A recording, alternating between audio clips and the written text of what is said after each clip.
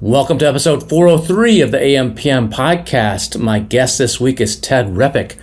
Ted and his two sons have built a multiple eight-figure empire in the outdoor space. They started on Amazon about 10 years ago and have built this into a true brand, and they're selling everywhere now, all over the world, into big box retail on their own site. We talk about that whole process and what it's been like to actually build this brand with his sons. And what are some of the key things that they've done to actually differentiate? And why do they raise their price when a competitor comes in? They actually raise their price. They don't even worry about them. Some really fascinating stuff, some really good stuff that you're going to learn a lot about branding and empire building. Enjoy this episode with Ted. Welcome to the AM/PM podcast. Welcome to the AM/PM podcast, where we explore opportunities in e-commerce. We dream big and we discover what's working right now. Plus, this is the podcast where money never sleeps, working around the clock in the AM and the PM. Are you ready for today's episode? I said, are you ready? Let's do this. Here's your host, Kevin King. Kevin King.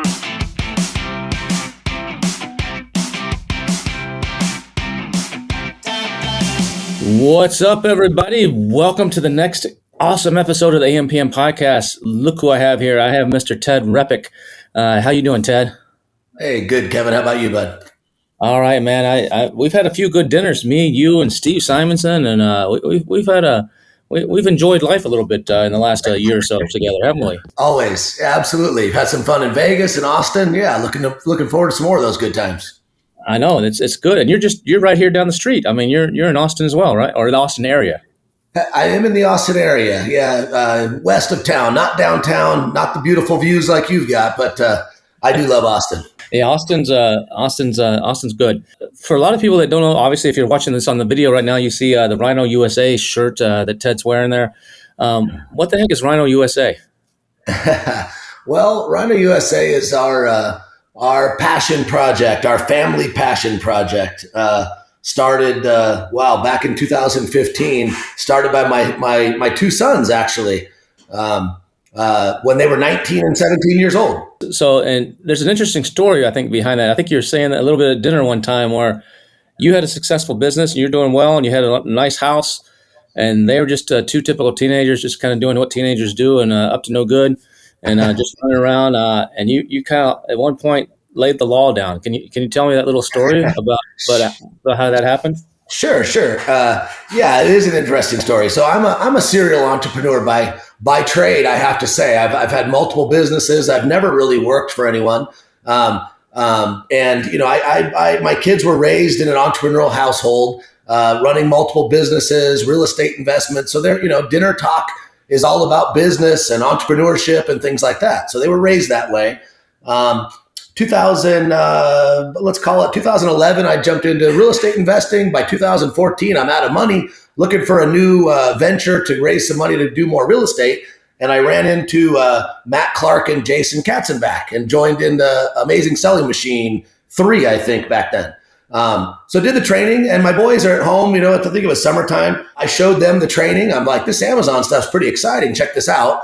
Again, they're 19 and, well, at that point, they were 17 and 15. So they do some of the training. They're excited about it, but they go ride their motorcycles like normal teenagers. They're not worried about making money. Dad's got their back on that.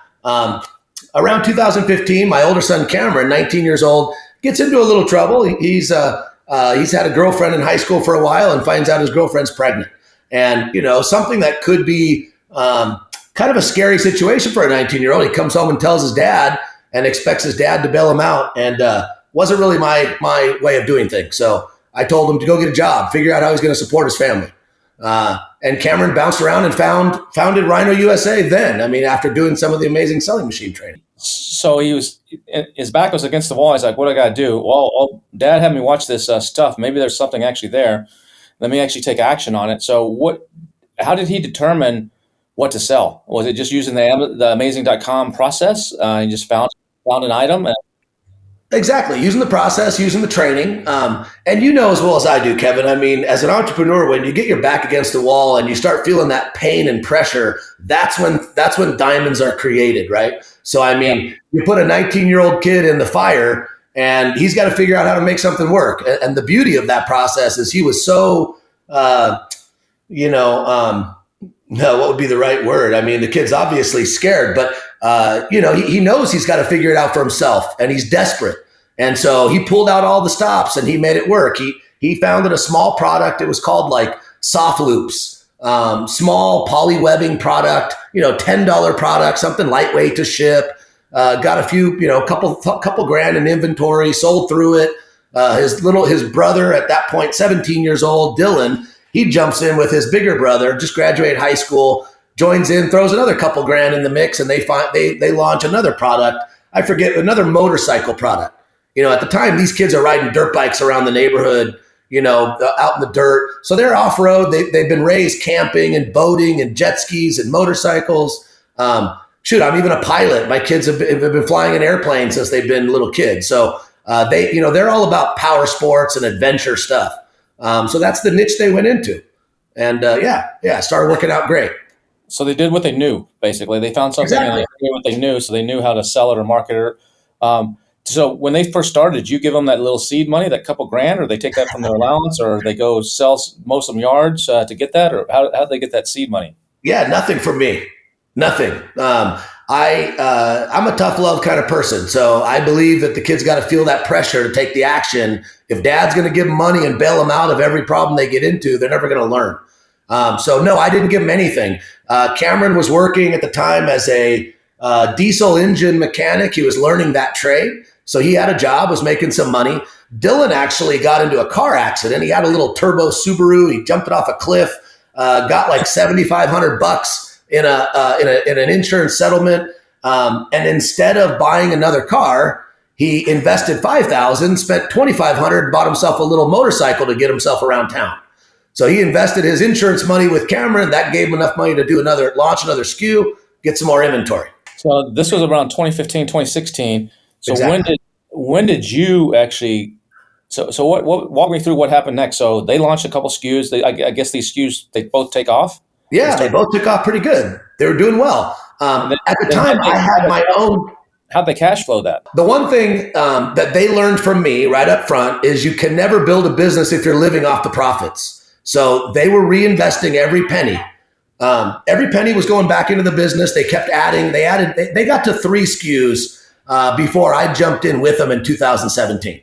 So all along while this is happening, 2015, 16, I'm running 4 other businesses, including an Amazon brand.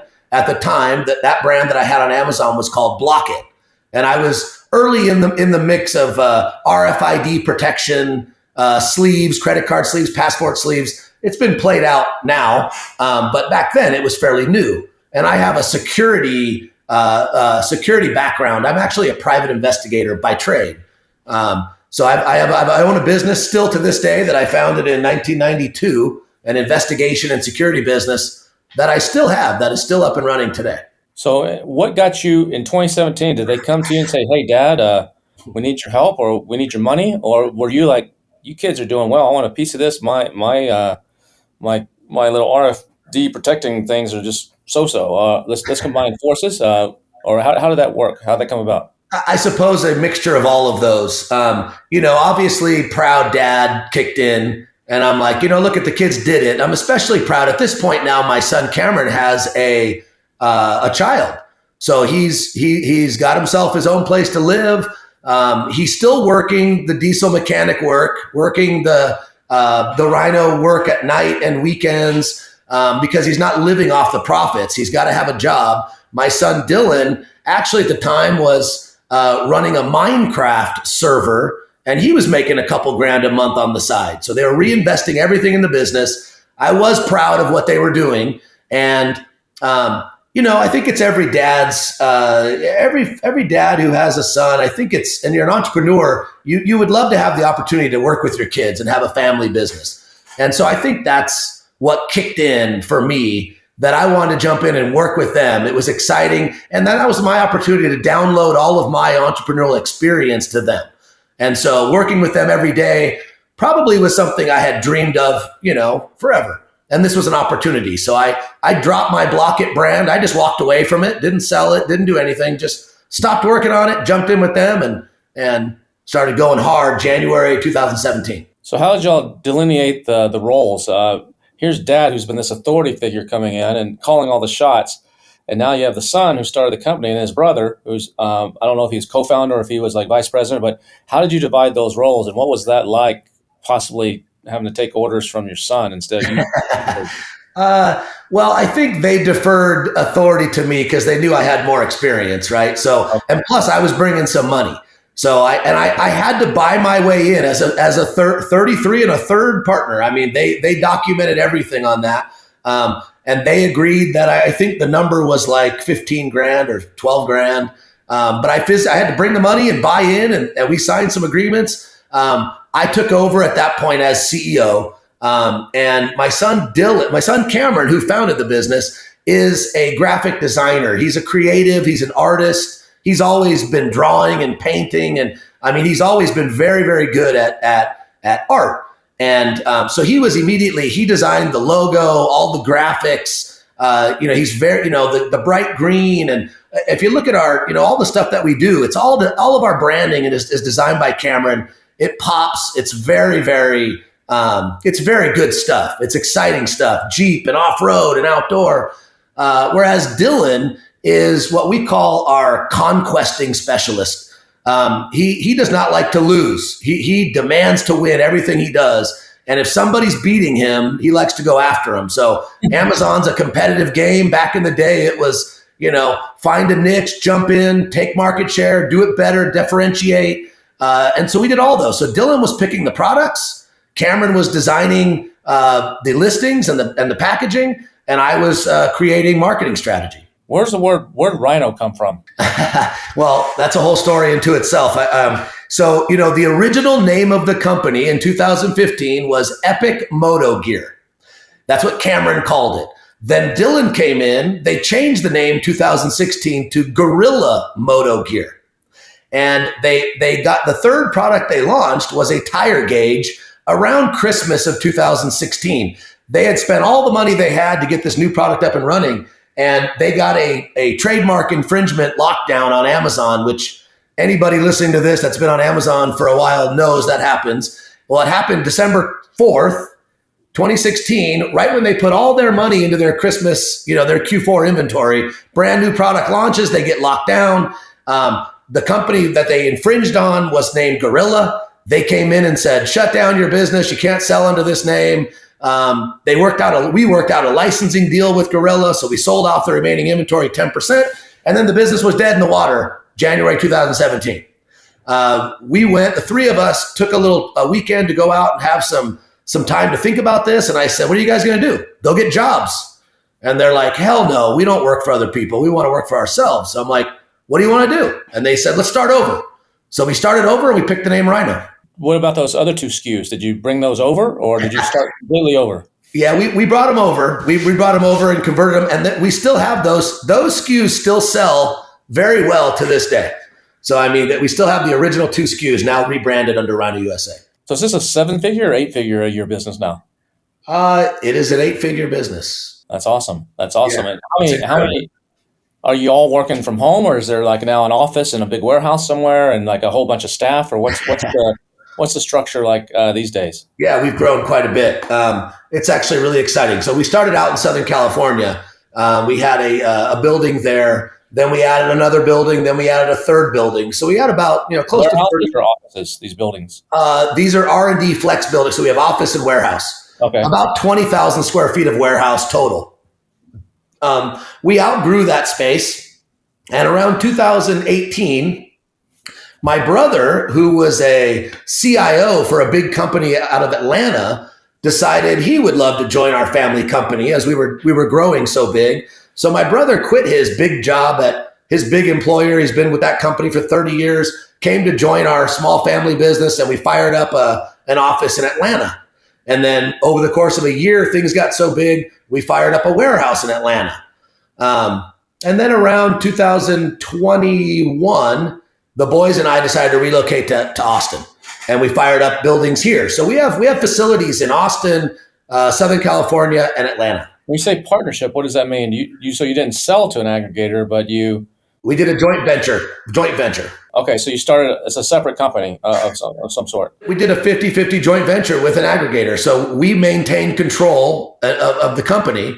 Thank goodness. That's worked out well for us. But yeah, we have a joint venture partnership. Eventually, we will end up selling off the rest of the company to the aggregator at some point down the road. So instead of the aggregator coming in and buying you out, they expressed some interest, and you said, "Oh, we're not ready to sell, but we'll join up with you." Yeah, combine forces or something. Okay. Yeah, at the time we were being, everybody remembers the craze of 21, 22 with the aggregators. Everybody was buying everything, and things were going crazy. And we had multiple people wanting to buy the company. I actually sat down with our good buddy Steve Simonson in Vegas at one of those big events and told him, all these people want to buy our company. What should we do? And he said, "You guys are not ready to sell. I mean, you wear the shirts," and we do. I mean, we love the brand. We really do. It's not a marketing thing. Everything. Our personal vehicles are wrapped in Rhino. We love the brand. We love what we built. It's our baby, and we love nurturing it and growing it. And Steve said, "Do not sell the company. You guys love this thing. You're not going to be happy." And I thank God every day that I had that call with Steve, or I had that sit down with Steve, because we might have sold the company. And these ideas of earnouts, we know that that's gone south. That hasn't really worked out for too many people. So luckily, we did the right thing. We partnered, we kept control, and we've been growing at 50 to 70% year over year ever since. Is that growth all on Amazon, or are you doing stuff off Amazon as well? We're completely omni-channel. We're everywhere. We have our own website. We're blowing up TikTok. We've had some massive jumps in TikTok recently. Walmart, eBay. We're in Europe. We're in Mexico. We're in Canada. And we're in brick and mortar. We're actually, we're in Lowe's stores. We've got 6 SKUs going live nationwide in Walmart next month. We're having some good times over here, buddy. That sounds like it, man. That's you're like everybody's dream. You built a true brand, and you're actually getting. What do you think were the keys to actually building this out? I mean, what was it? Right place, right time, right product? It just started the momentum, or was it something that you guys did? Was it a combination of like the branding with the green shirts and the living and breathing it 24/7? What was it that actually built this into like a massive brand now? I mean, this could be a case study for people of like how to actually, because everybody thinks they're a brand on Amazon, but 99% of them aren't. Yeah. And a logo. But you guys are a true brand. And what is it, if you're advising somebody, what should they be doing that's really worked for you guys? There's this has been we've had this question asked multiple times. You guys have built a real brand. How did you do it? And it's not one thing. You know that. I mean, it's a series of things that we've done, but it started with our conscious decision to only launch products that fit within our niche, not to be, we always use the words in our business from the beginning. We didn't want to be a Joe's Warehouse Deals. And that's just a word we made up, a phrase. But, back in the training that we learned in Amazing Selling Machine, there was tons of opportunity to just go launch products and make money. And you could launch a baby thing and a dog thing and a bike thing and a whatever, and you could make money. That's a Joe's Warehouse Deals. We gave our company a motto: superior power sports accessories. And every time we would talk about new products, we would say, that's a great product. There's tons of opportunity, but is it a superior power sport accessory? And if the answer was no, even if we could make good money at it, we would pass, because it wouldn't fit in a proper portfolio for a company like ours. So that was number one, picking the right products that were niche specific, that we could build a full catalog of products in our niche. The second thing that we did that was totally different was going to live events, going to trade shows, getting in front of our customers and actually talking to them, bringing new product prototypes to live events and letting customers touch them and talk about them and say, I love this. If it was 15 feet long, I'd buy it. I love this. If it was 10,000 pound brake strength, I would buy it. So we got a bunch of feedback live from humans. And that's kind of a weird thing these days. Most people think they just go do their helium-10 research on Amazon, pick a product, launch it, and you get rich. And we know by now that doesn't work. Is that how new products are ideated now? Is it from the audience, or is your son still using tools and helium-10 and data from internally to say, oh, we need to launch this? Or is it where is it at now with the new ideas? And how do you? I understand that it's got to meet the superior quality, but where does the original concept come from for adding a new SKU? So still to this day, I'll be honest with you, my son Dylan is our, we call him our NPD growth specialist.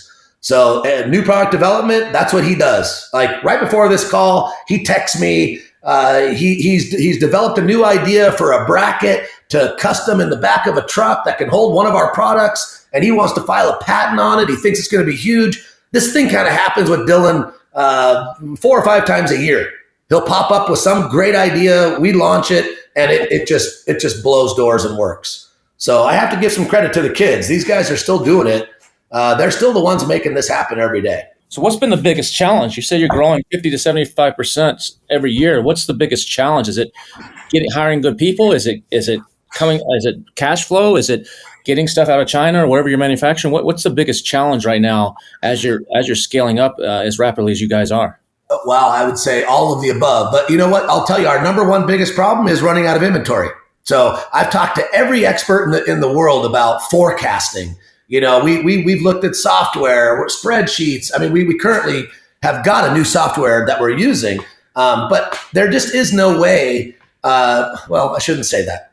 It's very extremely difficult to forecast, especially on new products or when you involve influencers. You involve TikTok or social platforms. If you have a couple of videos or you have a video that goes viral, you could sell through 4 or 5 months of inventory in a week. And I have not met anybody that has solved that problem yet. I mean, we're even trying to warehouse ready goods overseas so that lead time could get cut to less than 30 days. We are over ordering on inventory, keeping things live in the States to kind of plan for influencer and viral incidences. Forecasting and inventory is still one of our Achilles heels in the business. How are the recent changes on Amazon with the inventory placement fees and the storage fees and the low inventory and all that kind of stuff? How are those affecting you guys? Is that become a challenge, or is it cutting into margins pretty good? It's going to cut into margins, no doubt. But, luckily, by the way, we just read the article in your newsletter and had a talk about that yesterday. As a matter of fact, about the fees and about how we think the next 12 months is going to roll out. We're watching things very closely. Some of the fees actually are not going to hit us as hard as we thought. But we have the ability to pivot to FBM. We have multiple 3PLs that we use. We have our own in-house. We have over 40,000 square feet of warehouse on both coasts. So we're in a pretty good position to be able to fulfill products ourselves. We don't have to rely on FBA 100%. Merchant fulfilled, Prime. We have a bunch of different programs that we run to kind of offset some of those fees. But certainly the fees are not going to be great for anybody. Are most of your things smaller and lightweight, or are they more heavy metal, longer? Like you said, something 15 feet a minute ago. Are they bigger items, or is it a mix of stuff? No, most of our stuff is heavy metals. We do like some metal like hitch products. So like we do a drop hitch, and that product can be I think that's almost 20 pounds per unit. So I mean, you're not fitting many units on a pallet or a container. It's heavy, it's bulky, expensive. What do you think? What's the biggest risk to your business right now at the level that you're at? Once you get to this 8-figure level, what would you say is it geopolitical? Is it people? Is it like you said, constantly running out of stock and just killing you on rankings and stuff like that on Amazon? Or what's the biggest risk right now if I was doing risk analysis? The biggest risk for us right now, I think, would be dealing with big box retailers. You work very hard. It takes years to get in with a retailer like Walmart, and it's very difficult to work with them.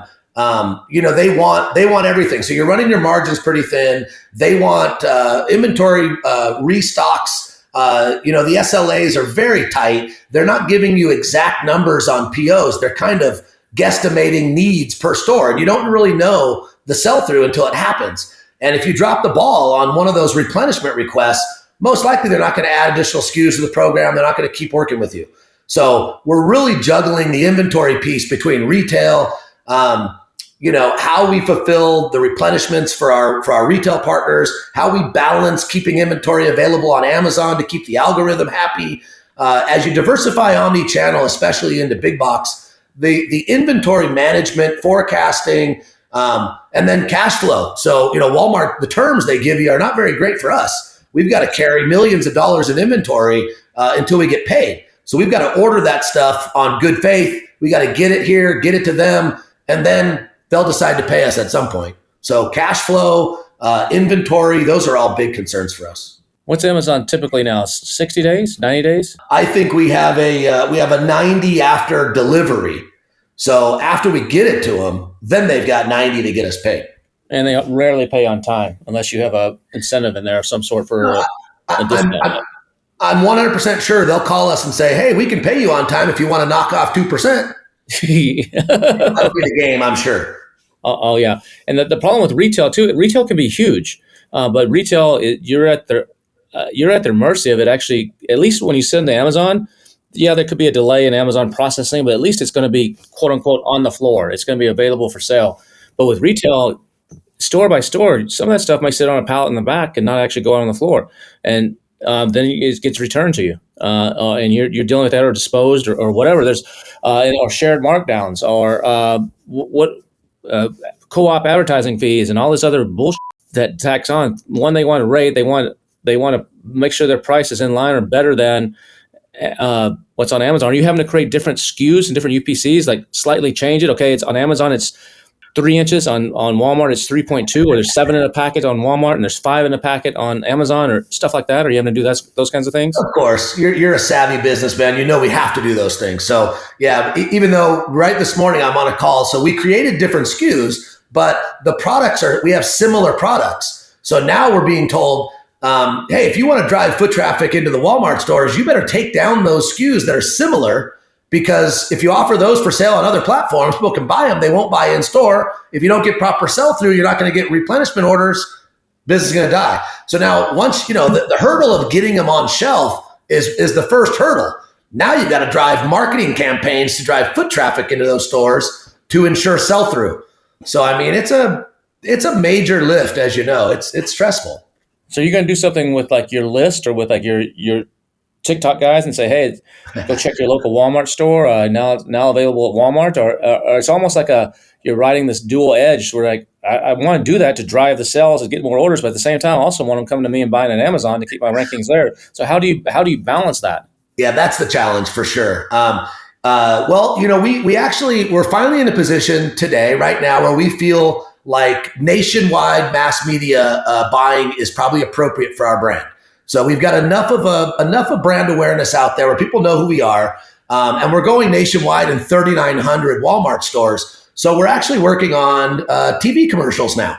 So that's the next level in what we're doing on marketing. Is we're going to go to TV. It may be Amazon Prime. We're talking to a few different companies about where we'll distribute that messaging. But the messaging is, I really, as a marketer, I dislike the words brand awareness marketing, because that usually tends to mean you can't measure it. And something like this, we're really working hard to figure out how to measure results of a marketing campaign when you're trying to drive foot traffic into a retail store. It's very difficult. So, and it's very expensive to run TV ads without any way to measure results is scary. So I think we've decided we're going to let we're going to do no marketing initially, let the product sit on shelf, see what the organic sell-through is for about 30, 60 days. Then we'll kick in our marketing and try to measure the delta between them and see if that's how we can measure results from our TV campaigns. Couldn't you do something on the TV stuff where you put a special QR code or something on the package or on the insert that says scan this to get, I don't know, a discount or join the club or join the motorcycle club or watch our videos or whatever, I don't know, some sort of motivation thing. And then when they do that, there's a one line that says, what's your name, what's your email? And the second one says, where did you buy this? Yeah. Or something. And then you can say, I bought it at Walmart, or how'd you hear about us? And and you could ask. It's not scientific, but it'll get you close at least. Yeah, we have had, so one of the unique things about our brand is we offer a lifetime warranty on every single one of our products. And that is unique. There's very few brands that do that. On every single product we sell, unlimited lifetime warranty. And in each package, there's a warranty registration card. And when you go to that website to register your warranty, it asks you your name, your order information, where you bought from. We do have a special insert on the Walmart retail SKUs that they'll send them to a separate landing page. So regardless, we know exactly it's only from Walmart purchases. But that's not an exact science, and only about 3 to 4% of the people actually register the warranty anyway. So it's not really going to give us all the info we'd like to get, but it will give us something. You're right. And people are always asking, well, if I offer a lifetime warranty, man, that's just going to cost me a lot of money. I'm going to be, what would you say? It's probably a pretty low uptake on that. And when it is, all you're doing is making a customer happy, Yeah. keeping them in your brand even longer. In the world of digital, social media, everybody that listens to this podcast knows you have to treat your customers right. They can ruin your business, by being vocal about deficiencies. So we made a decision right up front from day one that we would prove to our customers that we believed in the quality of our products to the point that we would back them with a lifetime warranty. Do we get claims on the warranty? Absolutely. We've sold millions of products now. They're out in circulation, and every day we get warranty claims, and we're happy to honor that warranty. Every time we get a warranty claim, we ask for images. We consult with the person placing the claim. What happened? How did the product break? What did it go through? Then we go back and make improvements to the product to make sure that we have very little warranty claims going forward. So the uptake on the warranty claims is very low on most products. But as we launch new products, we experience new deficiencies. We go back V2, V3, fix those, and the warranty claims go down. So there is some risk, but I think it's very low. What mix are you right now, percentage-wise, on like Amazon is X%, others e-com is X%, and wholesale is X%? What would you say the mix is in your portfolio? I know that Amazon has been traditionally about 85%, and that number now is down to 78%. And that's just a recent number I saw a week or two ago. It is our goal to drive that number down a little bit, so we're not so heavily dependent on Amazon, just like the fee issues that are going on now. It's too risky to have your business so dependent on Amazon without the other channels. You get a trademark infringement issue and your entire business is shut down on Amazon. And anywhere else, there's due process where you can prove your claim. So we've diversified. I don't want to say diversify away. Amazon is still the primary revenue generating platform for us, but we like to diversify. So Amazon US is currently about 78%. Our Shopify, our own in-house website, is really picking up most of the slack to the 100. And then we've got some loose, couple percent on eBay, couple percent on Walmart. We've got Europe, Mexico, Mercado Libre down in Mexico. They're just all 1-2% here and there. TikTok is the new, as everybody's talking, it's a big platform. TikTok is the new big one we're working on, and actually made up in just November and December of last year, it came real fast and made up almost 4% of total revenue for 23 for us. So TikTok is massive opportunity. When you said Europe and other places, is that Amazon over in Europe? So you're dabbling a little bit over there? Amazon Europe, and our own website, our own Shopify site in Europe as well. Is there certain areas where the culture, a lot of it's motorcycle and outdoor parts, is that a bigger business? I mean, in the U.S., are more people into that percentage-wise, I guess, in the U.S. than they are in Europe or other places of the world? Or is it Australia and the U.S. where everybody's into the outdoor stuff? Or do you find anything to be the case like that? Sure. I mean, I think in Europe, Germany has proven to be a pretty good sized market for outdoor. A lot of motorcycle activity in Germany. I don't think, a lot of off-roading, the camping vehicles, everything's a lot smaller in Europe. As you know, you've been there many times. In the US, everybody's about big and strong. And that's kind of, all of our products are bigger and stronger and badder than everything else. So we are still testing in Europe. We're seeing some very good results, and things are going very well. But of course, the market's not as big in Europe for our products as it is in the US. We find big demand for off-road, outdoor, motorcycle stuff in Latin America. Massive demand. We have big dealers. We have government agencies calling us for products through Brazil and Mexico. We do a lot of business in Mexico. Australia is on the list as a place we want to expand to. We haven't gotten there yet, but we do have dealers in the UAE. So in the Middle East, there's a big off-road community. Dakar runs a big off-road event. We have a lot of interest and several dealers in the Middle East that are picking up our products too. Do you sponsor any like teams or racing teams or events in the space or get-togethers or anything like that? Or is Yeah, that we're doing some of that. Not quite to the level that like, Monster Energy has, a whole team of sponsored athletes. We do sponsor. We have a couple of sponsored Baja race cars. Polaris Racing. We sponsor a Polaris race car. On all of our marketing videos, we feature a Polaris race car, a factory-sponsored race car driver, and he's a guy we sponsor. So he does a lot of content shoots for us with our products, using his car out in the field at the races in Baja, stuff like that. Is there anybody in the space that you admire? Is there like someone that you're chasing? Like, hey, we want to be the Yeti of motorcycle parts, or we want to be, or is there someone out there who where do you get your inspiration, whether in your space or some other space? Who's a model of inspiration for what you guys are doing and building this brand and building this out? Yeah, Yeti is absolutely, you hit it right on the head. They've done such a great job. The leader, our company's a little weird. And sometimes I say we have an identity crisis because we are not a pure off-road. A lot of people think we're an off-road company, but really a majority of our revenue comes through cargo control products like ratchet straps. We do a lot of trailering. We have a lot of trailering products, towing products. So it's not all off-road related. We do camping. In the off-road space, camping is called overlanding. That's camping out of your vehicle. And so we do a lot of overlanding, camping, trailering, cargo control, stuff like that. How are you dealing with copycats? You guys put out a product. I'm sure. Are you manufacturing in China primarily? We have multiple manufacturers, but yes, we do manufacture some of our products in China. So how are you dealing with, you guys are like leading the market and you probably have all these gnats that are constantly on your butt. What do you guys do to police that, to control that, to swat at them, or do you just let it go? We just let it go. We don't play defense. We just go and launch better products. We do better marketing. We're lucky to the point that we've built a real brand. And so honestly, when competitors come out and try to undercut our price, I'm not joking when I say this, most times we will raise our prices to give some space between us.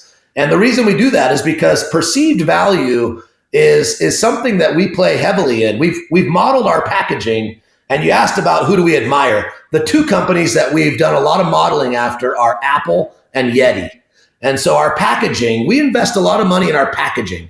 The product itself, we invest heavily in on quality, obviously, but the packaging, when anybody opens an iPhone or a MacBook or an iPad, it's an experience. I mean, when people open our products, we want them to have that experience.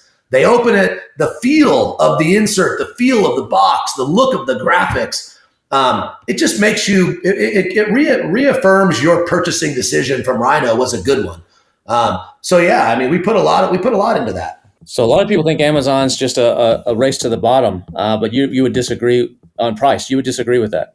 Well, if you're selling tomatoes, it's a race to the bottom, right? Of course. So we don't sell tomatoes. We sell unique, patentable, high quality, lifetime warranty products. It's different. The other thing is people can't compete with what we do. So there's some other aspects to our business that are a little different than everybody else. We have full-time 9 to 5, Monday through Friday, live customer service in the US. Our customer service team is 4 strong. We have customer service people on both coasts. We answer the phone when our customers call. So if you're on our website and you're looking at products, you're not sure if you want to buy, it pops up and says, give us a call, chat with an agent now and learn more about the product. I mean, most companies in our space are hiding behind websites and email addresses. We post our physical addresses all over our packaging, our website, our marketing. Our customers can walk right into our facilities in Georgia, Austin, or California, meet our team, look at our products, talk to us, buy what they want, return products. That type of human interaction is what's going away in the digital age. And we're going backwards. We're doing things old school. We mail out thank you cards to good customers when we have multiple purchases. We write handwritten notes on a lot of things we ship from our warehouse. Those type of personal touches are differentiators along with our lifetime warranty. So no Chinese competitor can offer those things. They can't offer the customer support. They can't offer the US-based company. They can't offer the lifetime warranty. We just provide more value than everybody else. That's important. I mean, that's a thing that a lot of people, they're not willing to go that extra mile, do that extra thing to really differentiate themselves. And that does matter. I mean, it's a long-term play. Too many people on Amazon are all about, I need to make money quickly, and they're not in for it the long term. You guys, they see some video or they see something that I want to quit my job and I want to build this massive company and sell it in a year or two, and they don't understand this takes a while. I mean, things are different now. When you guys started, when your son started in 2015, it was a heck of a lot easier. You could just find something and stick your logo on it and actually start doing okay. For sure. But the key here is you guys made the transition from probably that's where you probably started, to actually building a true brand and a true identity. Whereas most people, they just become the Joe's warehouse or whatever you called it, and they just kind of coast on their laurels. And those are the guys that some of them sold out for a lot of money to aggregators a few years ago, but when they go and try to do it again, they can't because they're clueless. The vast majority of them. What do you guys do to stay on top of what's happening in the space? Do you go to a lot of? I mean, I've met you at a few events. I've met you with Steve. Do you go to a lot of events, or have a team members go to events, or do you guys monitor certain websites, or go on different trainings, or you're like, we don't need that stuff anymore. We got our way. We got our systems. We're good. It comes to a point where it's just the shiny object syndrome, right? You're chasing the next thing. We've got systems in place. The things that we do are not hacks. These are tried and true, real long-term business plays that, these are things that work. This isn't a let's hurry up and try to make a bunch of money this week kind of thing. That doesn't work. And you're right. Definitely the market has changed. The industry has changed. What are we doing? I have to say, like, of all the newsletters and things, I only read yours. Everybody and there's no BS there, Kevin. Your newsletter, your events, your stuff is like next level. It's for successful sellers who are actually doing it at a high level and going to the next level and want to grow. So as far as educational events and readings, newsletters, things like that, podcasts, we tend to gravitate towards your stuff. But really, my advice to other people, the things that we do to stay in touch with our customers is what's most important. And going to the live events where our customers are. Our company, we do a lot in hardware, cargo control, off-road, stuff like that. So any events, trade shows, consumer events that are those kind of people, that demographic, we go there. I mean, we have event trailers, we have event teams, we go and do SEMA in Las Vegas. We do every event we can to get in front of our customers. I personally, as the CEO of Rhino to this day, we're a multi-8-figure brand. I go to these consumer events. I go to the Jeep Beach in Florida. I go to Sand Show in Murrieta, Overland Expo in Flagstaff. I mean, we're at 6, 7, 8 events a year, myself personally, to just meet the customers, talk to them about our products, ask what they love, what they don't like, what we can do to be better. And we take that advice and we actually implement it. We fix our products. We change what they're asking for. We've had a lot of women at events come up to us and say, why does Rhino hate women? And I'm like, hey, we love women. What are you talking about? Well, you don't have any products for women. You don't have any pink straps, any pink shirts. And I said, you know what? You're absolutely right. That's a miss on our part. And now we are launching sticker packs and pink straps and pink shirts and all kinds of stuff to satisfy the women who actually, we didn't realize. We thought our business was primarily men, and now we know it's 30% women that buy from us.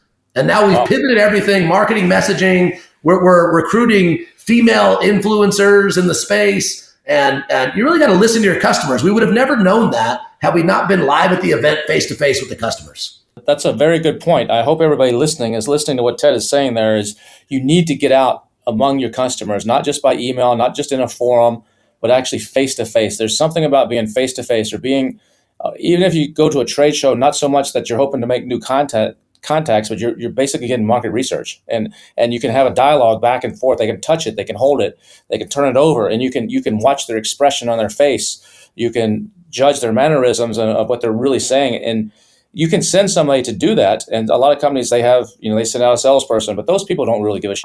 And then they're going to cherry pick it. They might not even be as familiar as the product, and they're going to come back and say, yeah, everybody said it's great. But Ted's going to go and he's going to talk to someone. No, this woman said this thing. It's going to resonate because you're you care and you're one of the founders and that's part of your job. There's a big difference there. And so I think a lot of people, they get up on their high horse and ego and like, no, I'm a CEO. I don't do those things. But you look at what is it? Who was it? FedEx or one of these big companies? They actually make their office people once a month. They have to go drive trucks or something like that. Deliver packages. Yeah. And you got to be down in there. If you're not down in the weeds, at least partially or some, you're out of touch. 100%. We actually make it a requirement. Every new employee, regardless of your title and role, whatever you do, you're required to go to at least one Rhino event per year. That gives them the context they need to understand the job. You can't just sit at your house, working remote behind a computer and think that you understand your demographic and what they need and what they want. You've got to get face to face. Been one of the biggest advantages that we've had over our competitors. Just real quick before we wrap up, what would you say are the biggest differences now in starting a brand, whether it's an e-commerce brand or whether you're going direct to consumer or you're trying to get into Walmart versus when you guys started almost 10 years ago to now? If I'm listening to this podcast, I'm just getting going and I'm listening to what Ted's saying. This sounds all good. This sounds great. What would your advice be to someone if this was your sons again right now and you're laying down the law saying, you're going to have a baby, go take care of your damn self. Figure it out. What would you tell them to do? What would I tell them to do? I get a lot of young people that ask me about investing. I got $5,000. What should I invest in? And I always tell them the same thing. You should invest in yourself. Take the $5,000 and invest in yourself. You've got to learn more about marketing and about the world itself, how to generate revenue. AI, you really better be diving into AI and understanding the value of AI.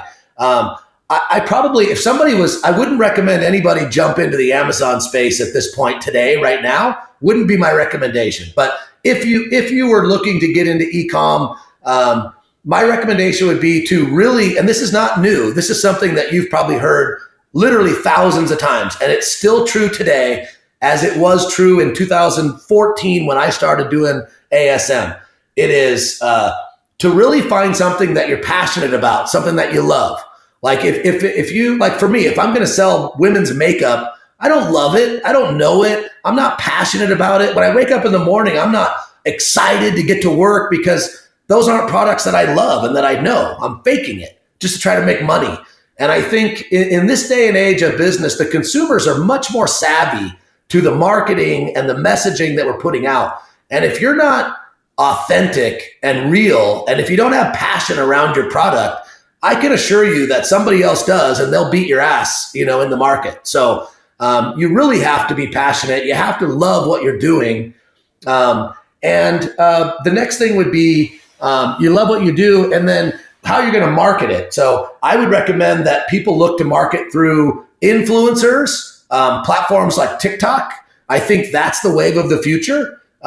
Creating content, finding unique uses. I'm always amazed at how many times these companies can recreate water, or Red Bull, like energy drink, the size of the can. That is the differentiator. Liquid Death has done such a great job with their brand. I mean, it's freaking water. It's water. I just bought a 12-pack of water for $15. It's ridiculous, but people buy it. I love it. It's a great concept in marketing. So you got to be different. You can't just go, change a logo and think you're going to win, because you're not going to. Ted, this has been awesome. I really appreciate you coming on and sharing today. If people wanted to learn more about Rhino USA or get in touch with you for some reason, what would be the best way to do that? Well, our website's out there, rhinousainc.com, and you could hit contact there, and contacts can come through to me right through the website. Awesome. Ted, appreciate this, man. Looking forward to having another nice dinner and drinks with you at some point in the future. Cigars at the penthouse, buddy. I'm ready. Let's do it. It's on. It's on. Thanks, Ted. Appreciate it, man. Looking forward to it. Good chat with you, Kevin. Take care, bud.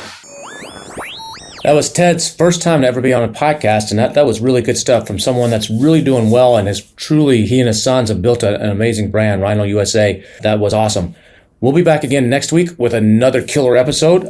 So make sure you hit that subscribe button and subscribe to the AMPM podcast.